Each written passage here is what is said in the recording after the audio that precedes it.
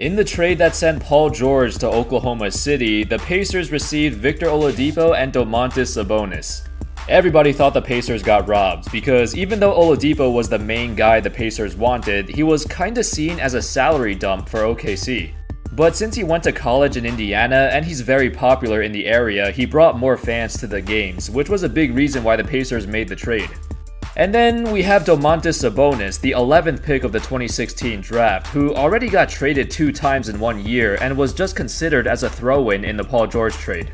How's it going, fellas? My name's Andy, and today we're going to take a look at the interesting yet unorthodox rise of Domantas Sabonis. To start things off, Domas was born in 1996 in Portland. His father, Arvydas Sabonis, is one of the greatest basketball players of all time, arguably the greatest, most accomplished EuroLeague player ever. In 1996, Arvydas was actually playing for the Portland Trail Blazers. Now, at this time, he was over 30 years old and no longer as dominant as he once was, mainly because his body was breaking down. According to a physician on the Blazers staff, Arvydas' x-rays were so bad that he could qualify for a handicapped parking spot.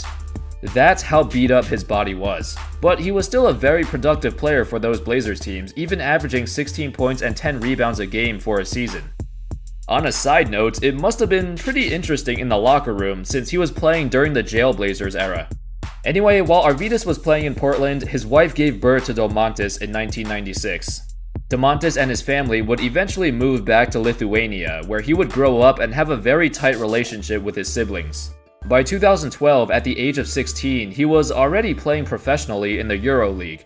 So technically when a player goes pro, he's no longer eligible to attend college. But in this case, Domas never signed a professional contract that earned him salary. So he was still considered as an amateur. Eventually, in 2014, he was offered a 3-year contract from a Spanish team, but he rejected the offer and instead, he moved to the US to play college ball at Gonzaga. It was a shocking culture change for him, as even though he was born in Portland, he didn't grow up there. In one of his early moments in the States, Gonzaga's assistant coach, Tommy Lloyd, said that Domas puked his guts out because he was feeling really homesick.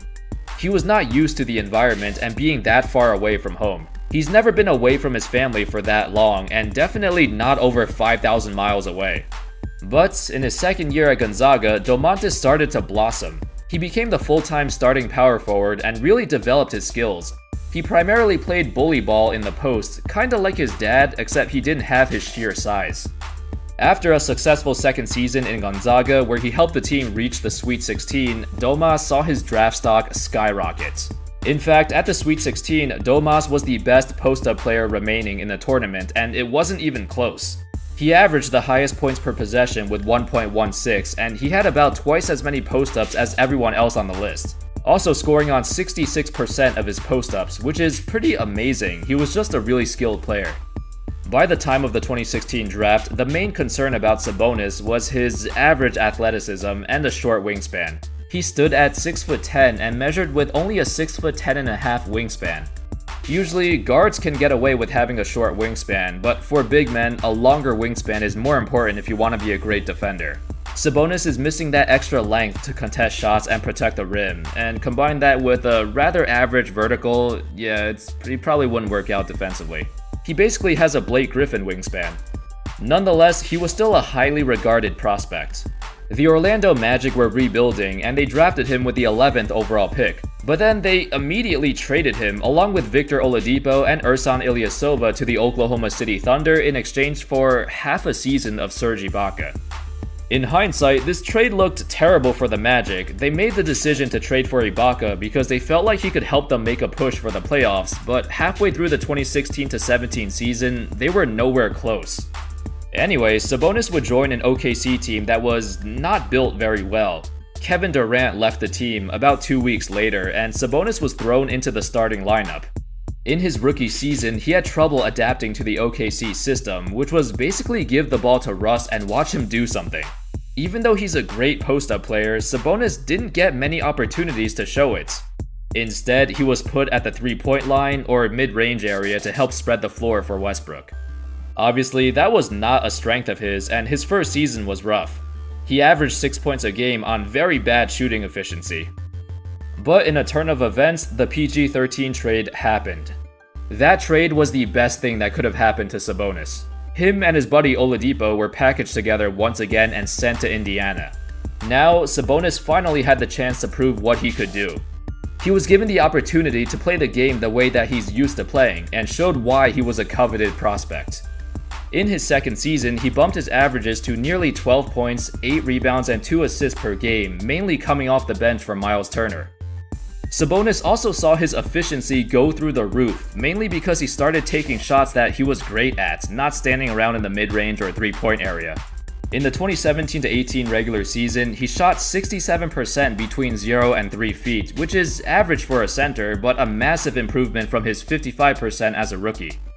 Additionally, his passing ability is very underrated. He could make pocket passes out of the pick and roll, and overall his court vision is above average for a center. But most importantly, it seems like Sabonis is really enjoying playing for the Pacers. This is a great situation for him, and he needed this change of scenery to catapult his career. Although Oladipo has gotten the main spotlight in Indiana, Sabonis steadily worked himself up the ladder, and he'll certainly be a core piece of the team's future. In the playoffs, he had a slow start, but pulled together a string of really good games. He abuses anyone smaller than him, and despite his age, he's already one of the most fundamentally sound players in the league. Even though the Pacers lost to the Cavs, the future is looking bright, and Sabonis showed the world that he can play. Now, the main question is, can him and Miles Turner coexist? I rarely ever see them on the floor together, so I'm not sure if they can play together. Sabonis is more of a traditional center, while Turner is more of a modern-day center, a great rim protector who can stretch the floor and play pick and roll very well.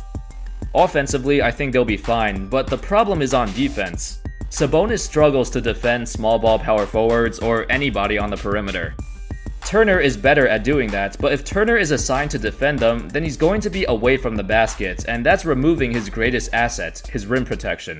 You'd rather have Turner protecting the rim over Sabonis. This would create some mismatches on defense, but over time, as they both improve, it should be fine.